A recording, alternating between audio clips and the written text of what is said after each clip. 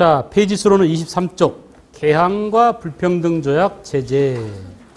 제가 미리 전체적인 흐름을 한번 잡아드린 이유는 뭐냐면 각 전체 파트에서 중요한 것들이 어디인지 어느 지점인지를 보여주기 위해서 그랬어요.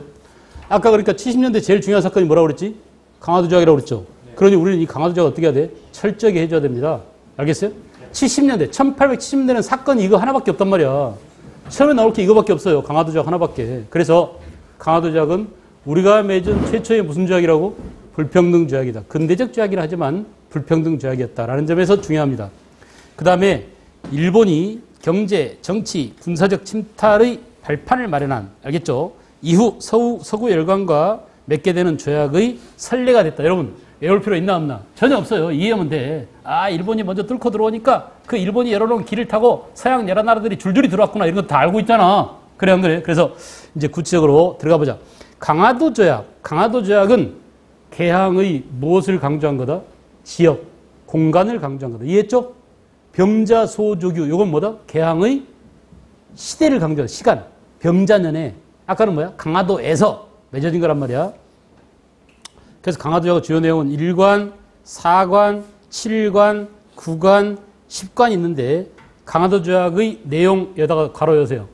강화도 조약 내용 옆에 가로 열고 전체가 12개 조항이 되어 있습니다. 12조. 총 12개 조로 되어 있는데 다 중요한 건 아니다. 그 중에 중요한 것은 의미 있는 것은 몇 가지 안 된다. 첫째, 제1조가 뭐냐? 조선은 자주나라이며 일본국과 평등한 권리를 가진다. 이 1조를 잘 묻습니다. 왜 일본은 강화도 조약에서 1조와 같은 규정을 두었을까요? 그럼 뭐라고 해야 돼? 그동안 조선과 청나라가 맺어왔던 무슨 관계? 종주관계를, 주종관계를 부정하기 위해서다. 알겠어요?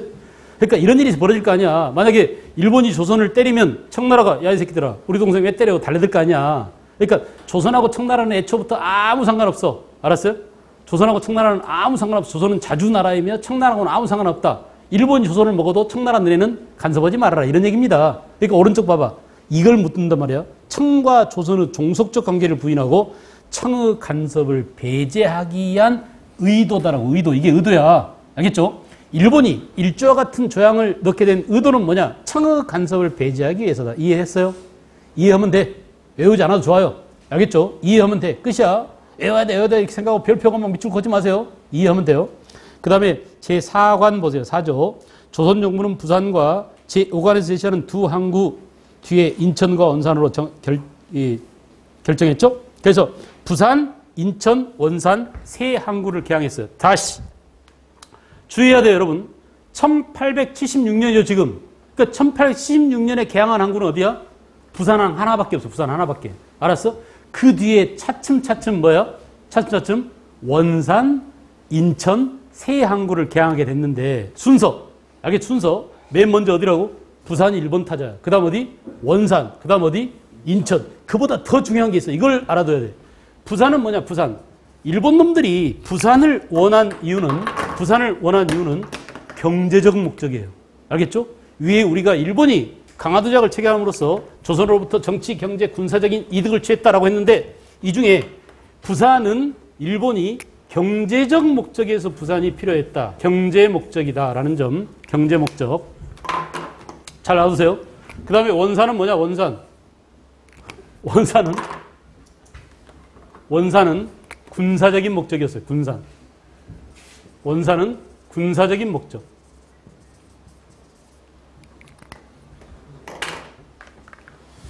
알겠죠? 누구를 막기 위한 군사적 목적일까? 청나라.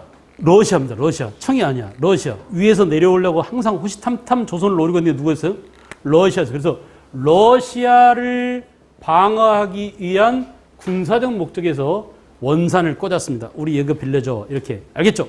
그리고 또 하나는 뭐냐? 인천이에요. 인천. 인천은 정치적 목적에서. 알겠죠? 이처럼 일본이 하필이면 우리나라 항구 가운데 이 세 항구를 요구한 이유는 부산은 경제 목적, 일본하고 거리상 가까우니까 일본 군대가 오더라도 부산항으로 오는 게 제일 빠르죠? 제일 가깝고요. 알겠어요? 또 물건을 수송하더라도 운송비가 제일 조금 들죠? 거리가 가까우면. 그 다음에 원산, 인천 이렇게 세 항구는 각각의 목적이 있다. 오케이? 요 사항을 알아둘 것. 그 다음 제7관 볼까요? 7관. 조선국 연해에 예, 섬과 암초는 극히 위험하므로 일본국의 항해자가 자유롭게 해안을 측량하도록 허가한다. 이건 뭐라 그래? 연해 측량권이라고 합니다. 쓰세요. 연해 측량권. 알겠죠? 자, 특히 이 내용은 우리나라 연근의 바다를 측량하려는 이런 권한을 일본 놈들이 가져갔다라는 것은 뭘 의미하냐면 우리의 무슨 주권을 침해한 거야?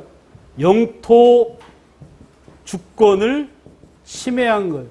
우리의 주권을 침해했기 때문에 이 내용이야말로 무슨 내용이다? 불평등한 내용이다. 왜 강화도 조약이 불평등하냐? 이런 내용이 있기 때문이다 이거야. 알았어요? 그래서 우리나라 연근의 바다를 쟤네들이 마음대로 측량하려고 하는데 측량 의도가 뭐라고? 나중에 쳐들어올 때, 나중에 식민지로 삼을 때 미리 기초조사를 하기 위해서. 알겠어요? 우리나라 바다를 측량한다. 그 다음에 구간, 양국 국민은 각자 협의에 따라서 무역을 하며 양국의 관리는 조금도 이에 관여하거나 금지 또는 제한하지 못한다. 일본 상인들이 자유롭게 활동할 수 있도록 보장해 준 것이고, 그 다음에 식권 보세요. 일본국 국민이 조선국이 지정한 각 항구 어디야? 부산, 인천, 원산이죠? 이 항구에 머무르는 동안 어떤 범죄를 저지르더라도 조선국 국민에게 관계되는 사건일 때에도 모두 일본국 관원이 심판. 이걸 뭐라고 그래? 치외법권이라고 그러죠. 그죠? 자, 이거 보세요. 지금 나온 이 식관은 치외법권이라고도 하고 또 다른 말로 이걸 뭐라고 하느냐?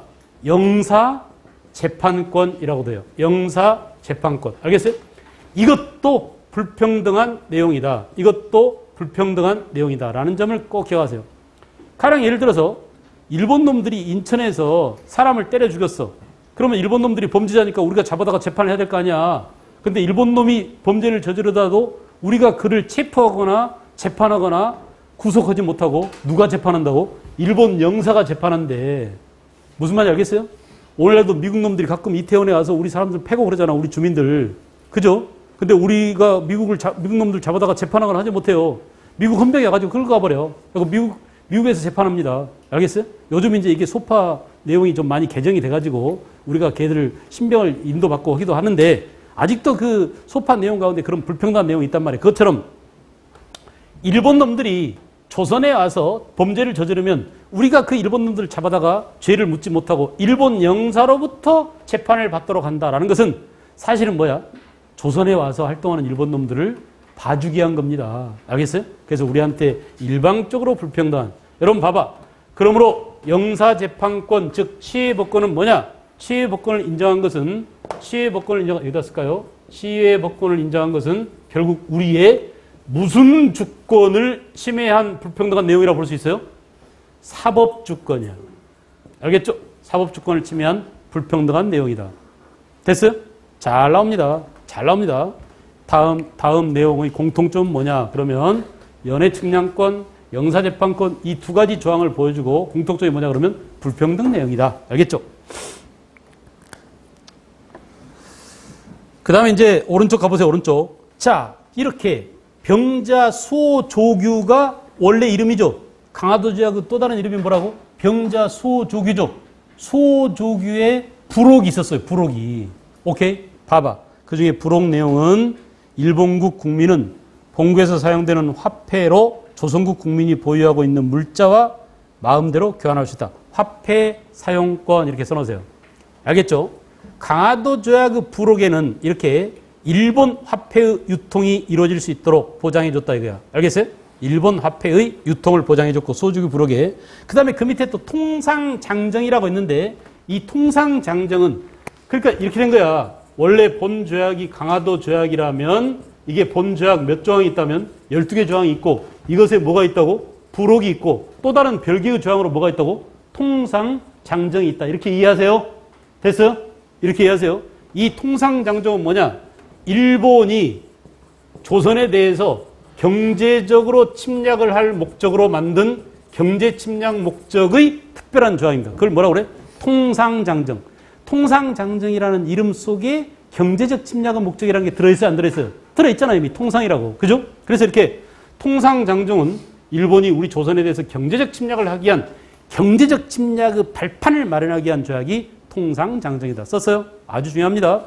그런데 그 구체적인 내용이 뭐가 있느냐? 내용이 조선에서 일본이 얼마든지 쌀을 무제한으로 가져갈 수 있도록 규정을 해놨어. 알겠어? 이것을 양곡의, 곡식이죠, 곡식. 양곡의 무제한 유출 규정이 있습니다. 양곡의 무제한 유출 규정. 또 중요한 게 있어요. 또 하나는 뭐냐면 일본에서 조선에 상품을 들어올 때는 세금을 매기지 말아라. 관세를 물리지 말아라. 알았어? 이걸 뭐라고 그래? 무관세예요. 또 일본 군함이 또는 일본 상선이 우리 조선 항구에 머무를 때 세금을 걷지 말아라. 이건 뭐야? 무항세예요. 알겠죠? 이렇게 무관세, 무항세 규정을 두었는데 여러분 만약에 지금 우리가 우리나라에서 만든 자동차 가운데 보편적으로 많이 타고 다니는 게 뭐죠? 소나타. 그죠? 소나타가 지금 얼마쯤입니까? 가격이? 소나타 가격이 얼마쯤 하나? 한 2,500만 원쯤 하나? 소나타가 한 2,500만 원쯤 한다고 보세요. 그러면 강남 소나타가 뭐냐면 일제 도요다가 강남에서 소나타처럼 흔하게 타고 다녀요. 강남 놈들이. 무슨 말 알겠어요? 근데 사실은 도요타 값이 그렇게 비싸지 않아. 우리나라에 와서는 5천만 원, 6천만 원 하지만 그게 뭐 때문에 비싸? 관세 때문에 비싸잖아. 그래 안 그래? 그러니까 원래 도요타 자동차하고 소나타하고 두 개 있으면 여러분들더러 성능이나 가격이나 이런 걸 대비해서 가격이 비슷하다면 뭘 사겠어? 도요타 삽니다. 현대차 안 사요. 현대차 아주 꼬물이 많아. 도요타가 진짜 차는 잘 만들어요. 그럼에도 불구하고 우리가 소나타를 못 타고 그러니까 도요타를 안 사고 소나타를 타게 되는 이유는 도요타에다가 뭘 때리기 때문에 그래? 세금을 따따블로 때리는 거야. 그래가지고 아주 비싸게 매겨요. 그래서 같은 동급의 같은 2,500cc의 차종이라고 하더라도 소나타는 2,500만 원 주고 살 수 있게, 근데 도요타는 5천만 원 줘야 살 수 있게 이렇게 만들어 놓고 우리 국내 자동차 산업을 보호하는 거야. 근데 이걸 못하게 막은 게 바로 뭐라고? 무관세라니까. 무슨 말인지 알겠어요? 그래서 무관세 조항을 둠으로써 결국은 뭐냐? 이것도 우리한테 불평등하게 작용되는, 이게 되게 중요해. 요 세 가지를 묶을 줄 알아야 돼. 알겠죠? 우리가 강화도 조약을 왜 불평등 조약이라고 하느냐면 본 조약 내용 가운데 연애 측량권, 그 다음에 취해법권이 있기 때문이기도 하지만 통상장정에 뭐가 있기 때문에 관세를 물리지 말아라. 이건 뭐예요? 무관세를 한다는 것은 우리의 관세 주권을 침탈했다 이렇게 보는 거야. 그래서 주권을 침탈한 이 세 가지야말로 불평등한 내용이다. 이런 얘기입니다. 이해했나요? 관세 자주권을 상실했다. 관세 주권을 뺏겼다. 알겠죠? 왜 일본과 맺은 강화도 조약을 불평등한 조약이라고 하느냐? 세 가지가 딱 있단 말이야. 뭐라고? 연애 측량권, 또 영사재판권, 또 하나 관세 자주권 상실. 이 세 가지 때문에 불평등 조약이라고 한다. 됐어? 이게 중요합니다. 됐죠? 중요해. 그 다음 여러분 봐봐. 또 다른 문제가 나올 수 있는 소지가 있는 게 이 부분이에요. 양곡은 무제한 유출 규정이 있어서 만약에 우리가 일본한테 쌀을 수출하지 못할 때는 한 달 전에 신고를 하기로 했어요. 근데 나중에 무슨 일이 벌어져? 환경감사 조병식이가 야, 일본 놈들한테 절대 쌀 팔지 마 라고 일본에 대한 쌀 수출 금지령을 내렸죠. 이걸 뭐라고 그래? 방공령이라고 그래. 말로 해보자. 뭐라고? 방공령. 그래서 이것 때문에 나중에 1889년 방공령이 실패하게 되는 원인이 되는 게 바로 이것 때문이야. 야, 너네 말이야 얼마든지 조선 쌀을 일본으로 가져갈 수 있다고 이렇게 규정해놓고 만약에 조선에서 일본에 쌀을 팔지 못하는 경우가 발생할 때는 한 달 전에 통보해 주기로 했는데 왜 통보하지도 않고 일본 상인한테 쌀 못 팔게 라고 오히려 방공령을 내렸던 우리한테 배상금을 덤태기 씌웠단 말이야. 무슨 말인지 이해했어? 그래서 이렇게 이 양곡은 무제한 유출 규정, 통상장정 규정 가운데 양곡은 무제한 유출 규정은 방공령이 실패한 원인 가운데 하나가 되었다라는 점에서 중요합니다. 알겠죠? 나올 거 다 나왔어요. 강화도 조약 거 다 했어. 알았어? 강화도 조약 각 내용을 다 했어요. 끝! 70년대는 강화도 조약 하나밖에 없어요. 그 다음에 이제 여러분, 그 다음에 강화도 조약 이후에 80년대로 가면은 서양 여러 나라와 조약이 체결된다. 아까 우리가 전체의 흐름을 봤을 때 70년대는 강화도 조약 하나밖에 없다고 그랬죠? 강화도 조약을 다 잡았어요.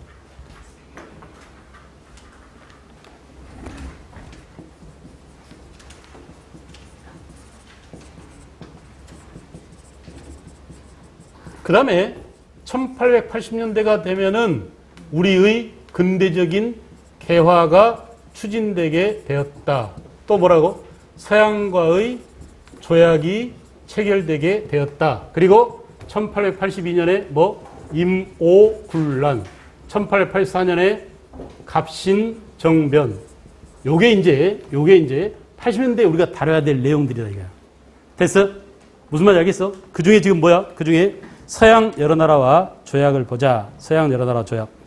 자, 먼저 서양과의 조약은 1882년 미국과 조약을 체결한 게 최초입니다.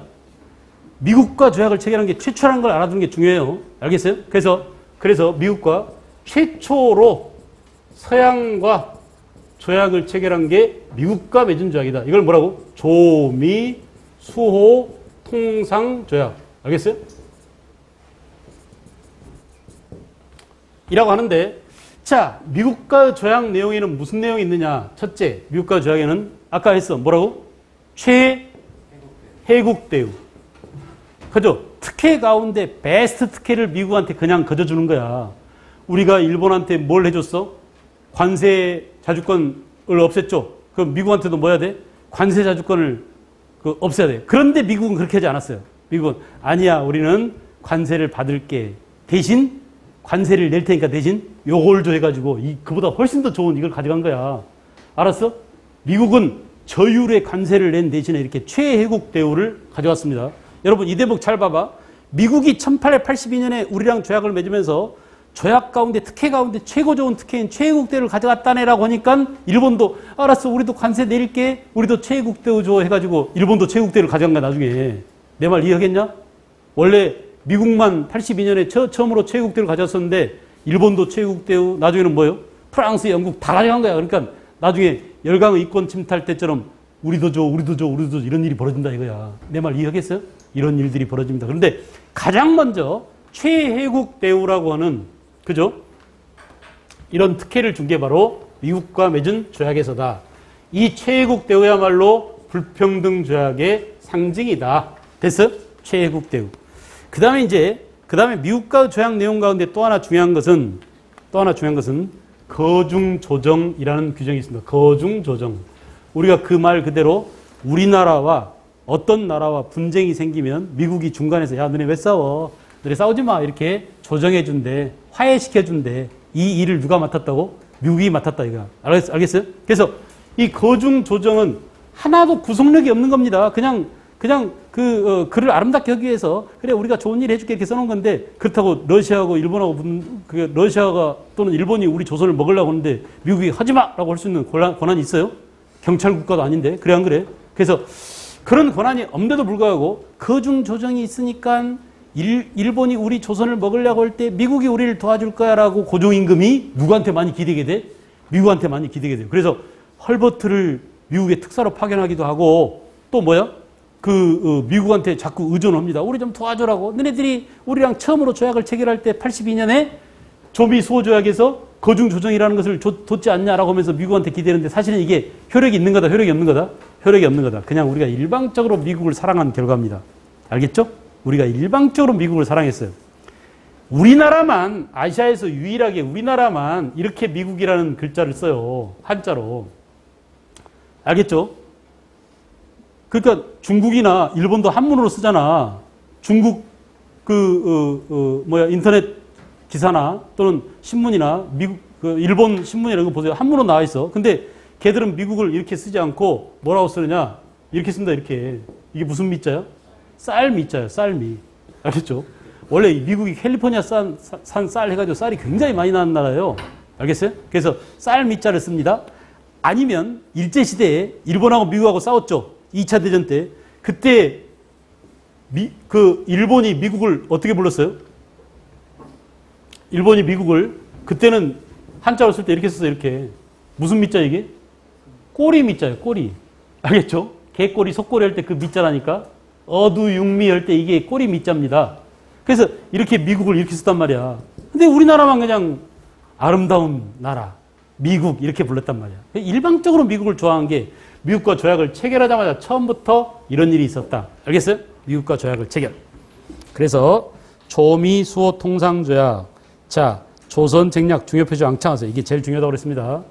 미국과 조약을 체결한 데는 예, 청나라 사람 누구라고 그랬죠? 아까 누구라고? 황준센. 청의 알선 그랬잖아. 거기다 청 동그라미 하고 사람 이름 써놔. 청의 알선이 있었다. 누구의 알선이 있었다고? 청의 알선이 있었다. 이 청나라가 누구냐? 청나라 사람 누구냐? 이름이 황준센이다. 황준센. 그래서 청의 알선이 있었고요. 그 다음에 이제 보세요. 연미론에서 친중국 결일본 연미방 그랬죠. 자, 친중국 결일본 연미방. 이거 보세요. 지금 우리가 미국과 조약을 체결해야 된 계기가 뭐냐라고 하면 바로 이 황준센이가 써준 조선 책략이라는 책 때문이라고 했는데 이 조선 책략의 책 내용이 뭐라고? 조선아, 너네는 큰일 났어. 러시아가 조선을 먹으려고, 아까 러시아를 한자로 뭐라고 한다고 그랬죠? 러시아를 아라사라고 그랬죠. 아라사. 그래 안 그래? 아라사. 러시아가 조선을 쳐들어오려고 하는데 그 러시아를 방어하기 위해서는 이렇게 하는 게 좋을 걸이라고 조선 책략의 내용이 뭐냐 하면 뭐야? 방아책이에요. 러시아를 방어하기 위한 전략이란 말이야. 외교 전략. 조선 너네는 아까 우리가 봤잖냐. 연해주를 누가 차지했어요? 러시아가 차지했죠. 바로 우리 조선의 코앞에 러시아가 있죠. 그 러시아가 지금 조선을 호시탐탐 먹으려고 그래. 왜? 러시아는 추운 지방에 있으니까 항구가 맨날 얼어. 항구가 얼지 않는 무슨 항을 얻으려고 그래요? 부동항을 얻으려고 늘 남하정책을 추진하잖아. 태평양으로 진출해야 돼. 알겠어요? 발칸반도로 진출해야 돼. 이게 러시아의 속성입니다. 그러니까 러시아는 추운 지방은 러시아는 늘 남쪽으로 내려오려는 남진정책, 남하정책을 추진하는데 그 러시아를 조선으로서는 막을 힘이 없잖아. 그러니까 조선 너네가 러시아를 막으려면 어떻게 해야 된다고? 중국과 친해야 돼. 친중. 그 다음에 일본과 결합해야 돼. 뭐? 결일. 그리고 뭐라고? 연미. 오케이? 그래서 미국과 연합하는 게 중요하다. 이게 미국과 조약을 체결하는데 영향을 줬다. 이 말입니다. 알겠죠? 그런데 이 내용 자체가 누가 이걸 들고 왔냐 하면 당시에 일본에 2차 수신사로 갔던 김홍집이라는 사람이 받아왔어요. 김홍집이가 이 황춘센한테 요걸 받아가지고 조선 책략을 유포시키니까 조선에서 뭐가 있었어? 조선 책략이 퍼지자 그 결과 엄청난 반응이 나타납니다. 하나는 뭐냐? 찬성. 알았어, 그래. 빨리 미국과 수교하자. 이렇게 미국과 수교하는데 영향을 줬어요. 반대. 뭔 소리야 지금. 우리가 일본 놈들한테 불평등한 조약을 강제로 체결한 것도 억울해 죽겠는데 뭐라고? 미국한테까지 또 조약을 체결하자고 말도 안 돼. 또 다른 오랑캐한테까지 의존하자는 말이냐 하면서 격렬한 뭐가 일어났다고요? 위정척사 운동이 격렬히 일어나게 되더라. 알겠죠? 이 결과를 아주 잘못 씁니다. 조선 책략이 유포돼. 여러분 봐봐. 이 내용이 시험에 잘 나와. 그냥 이렇게 보여줘. 밑도 끝도 없이 전하 지금 러시아는 우리랑 아무 죄도 없는데 그 러시아를 막는다고 괜히 미국과 친하게 지냄으로써 가져올 파급 효과가 너무나 큽니다. 이런 글을 딱 보여주고 이 글 때문에 일어나게 된 일은 뭐냐라고 물으면 뭐예요? 미국과 수교하게 되는데 영향을 줬다. 맞아 틀려? 맞죠? 또 하나는 뭐라고? 격렬한 위정척사운동이 정했다. 안 됩니다. 그러다가 나라 다 들러먹습니다 하면서 유생들이 격렬하게 위정척사운동을 전개하더라. 됐어요? 그 다음 이제 아까 다 얘기했죠. 기타 서양 여러 나라들 미국 이외에 82년에 영국은 시해법권 문제를 인정하느냐 마느냐고 좀 늦어졌습니다. 영국이 사실 우리나라를 제일 먼저 녹한 나라야. 로드 아머스토어라고 얘기했죠 아까? 1832년에. 근데 비로소 1882년에 50년 뒤에야 비로소 조약을 체결한 것은 시해법권 문제 때문이다. 그 다음에 1884년에 러시아입니다. 이 러시아는 우리가 지금 눈치를 봐봐. 강화도 조약 체결 당시에 러시아를 막는다고 일본이 요구한 항구가 어디였어?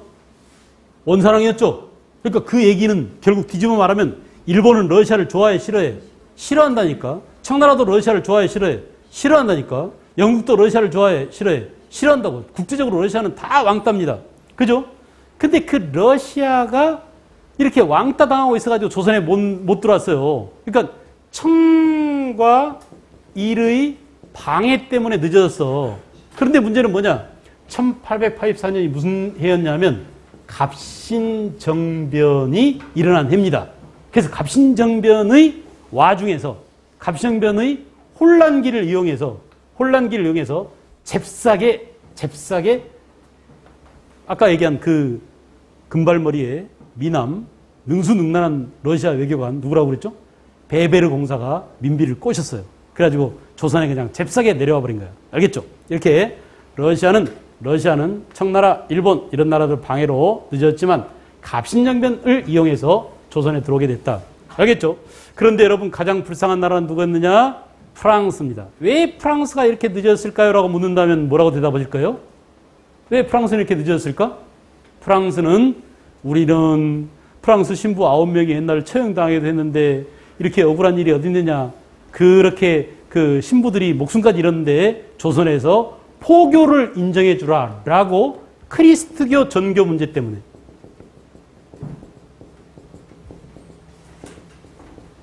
이렇게 프랑스가 지연되게 됐다. 이해하겠어요?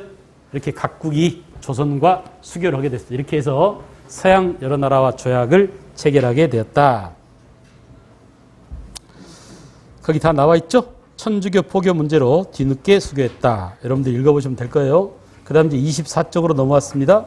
개화운동과 근대적인 개혁의 추진이라고 했는데 우리가 개화 세력 그러면 이 개화 세력은 원래 박지원, 박재가 같은 중상학파 실학이라고 쓰세요. 원래 북학파가 중상학파 실학이죠? 그래 안 그래? 박지원, 박재가 이런 사람들이 중상학파 실학자들이야. 그래서 중상학파 실학으로부터 영향을 받아가지고 맞습니다. 우리도 빨리 개화를 해야 됩니다라고 통상 개화를 주장하는 사람들이 생겨났다. 됐나요? 이 통상 개화를 최초로 주장한 세 사람 이름을 알아두세요. 한 사람 누구냐? 박규수. 또 한 사람 누구예요? 오경석. 또 한 사람 누구예요? 유홍기. 이들을 묶어서 이렇게 얘기해. 초기 개화파라고 씁니다. 초기 개화파. 그래서 박규수, 오경석, 유홍기 이 세 사람들은 초창기 개화파들이다. 거꾸로 물어보자. 초기 개화파는 누구의 영향을 받았다? 실학자들의 영향을 받았다. 됐어요? 그런데 봐봐 얘들아. 이 박규수가 박지원이의 손자야. 관계를 표시해놔. 박지원이의 손자가 누구라고? 박규수입니다. 박지원이는 어떤 사람이에요? 중상학파 실학자죠? 그래 안 그래? 이렇게 실학의 영향을 받은 개화사상가들이에요. 특히 초창기 개화사상가 세 사람 누구라고요? 이름 말로 시블렁시블렁 뭐라고? 박규수. 또 누구? 오경서. 그 다음 누구? 유홍기. 자 이제 사람입니다. 사람. 여기서 주목해야 될 그 사람이에요. 박규수는 누구 손자다? 박지원의 손자다. 오경석은 뭐냐? 이 사람은 통역관이야. 쓰세요. 역관, 통역관. 알겠죠? 신분상 통역관은 양반이다, 중인이다, 상놈이다. 중인입니다. 중인 출신인 통역관이었던 오경석이 늘 청나라를 왕래하면서 청에서 보고 들은 게 많겠죠? 견문을 많이 쌓았죠? 그래서 야 우리도 빨리 근대화해야 돼. 청나라도 양무운동 지금 한창이야 하면서 개화를 추진하려고 그랬었어요. 알겠죠? 또 그 뒤에 유홍기는 이름이 두 개야. 유홍기라고도 하고 유대치라고도 해요. 들어봤죠? 유대치. 이 사람 직업이 뭘까요? 한의사입니다. 한의사예요. 의원이야, 의원. 한의사는 그 당시에 조선시대에 신분상 양반이야, 중인이야, 상놈이야? 중인이었어요. 이와 같이 개화 운동에는 어떤 신분이 많이 나섰어요? 중인들이 많이 나섰구나라는 것을 알 수 있죠. 그래 안 그래? 그 중에 양반도 끼어 있었다. 누가 양반이냐? 박지원의 손자인 박규수만 양반이고 나머지는 중인들이다. 됐어요? 그래서 이렇게 통상 개화를 주장했던 박규수, 오경석, 유홍기가 있는데 이들한테 영향을 준 것이 바로 뭐냐면 왼쪽에 청나라의 무슨 운동이라고? 양무운동이었다. 알겠죠? 그리고 일본의 무슨 운동이라고? 문명개화론의 영향을 받았다. 됐어요? 그런데 이 개화파가 둘로 갈라집니다. 여러분도 표시를 하세요. 개화파가 1882년 이모군란 이후가 되면은 둘로 갈라져요. 그래서 자 1800 시점이 이거야. 1882년 이모군란 이후에 개화파가 둘로 갈라져. 하나는 뭐? 온건 개화파. 또 하나는 누구라고? 급진 개화파. 이렇게 둘로 갈라지는데 이 관계를 잘 묻습니다. 온건 개화파는 온건 계합하는 청나라의 무슨 운동을 모방하자는 사람들이야? 양무운동을 모방, 양무운동. 그래서 양무운동이 최고야 라고 한 사람들이니까 주로 이들은 뭐냐? 이들은 성분상 청나라와 친하게 지내려고 하는 뭐라고? 친청 사대주의자들이 거의 많아요.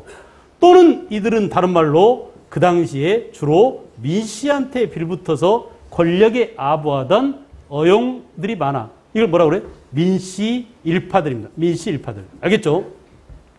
그러므로 개화를 하자고 온건 개합하라고 개합하라고 이름이 붙어있지만 실은 이들은 개화를 하는 놈이냐 안 하는 놈들이냐?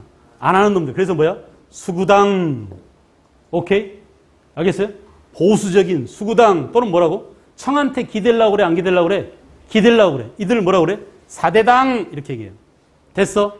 여러분 그러므로 같은 놈들을 부르는 이름이 이렇게 많아. 친청 사대주의자, 민씨일파, 수구당, 사대당 전부 다 같은 것들이야. 이해겠어? 이렇게 분리수거를 잘할 줄 알아야 돼. 그래야 문제가 풀립니다. 왜? 시험에 나올 때는 똑같은 놈들을 다른 말로 표현하거든. 별명을 부르거나 제2의 아오를 쓰거나 알겠어요? 또는 뭐 호를 쓰거나 이런 것처럼 이렇게 온건파를 다른 이름으로 본다 이거야. 다시. 그런데 일목곤란 이후에 개합파 가운데 안 돼! 청한테 기대지 말고 우리도 이제 독립적으로 일본처럼 정치, 경제, 사회, 문화를 완전히 들러엎어야 돼. 일본의 무슨 유신? 메이지 유신을 본받자. 알겠죠? 이렇게 일본을 모방하자. 일본의 메이지 유신을 모방하자라고 했던 사람들은 뭐냐? 이들은 독립당이라고 합니다. 말로 해보자. 뭐라고? 독립당. 왜 독립당이야? 누구로부터 독립하자? 청나라부터 독립하자 이거야. 알겠어요? 또 이들을 뭐라고? 급진개합파라고도 하고 독립당이라고 하고 이들이야말로 우리가 개화당이라고 하면 이들을 말합니다. 알겠어요? 개화당. 그리고 이제 이 사람들이 바로 뭘 했어요? 주로 이들이 갑신정변을 추진했던, 알겠어요? 주도했던 사람들이에요. 사람 이름 다 대볼까? 박영효, 김옥균, 그래요. 잘했어요. 홍영식, 또 누구? 서광범, 그리고 여러분 나이입니다. 서재필이. 이 당시에 서재필이 17인가 그랬어요. 알았어? 서재필. 여기는 주로 누가 있겠어요? 여기는 서재필, 서광범.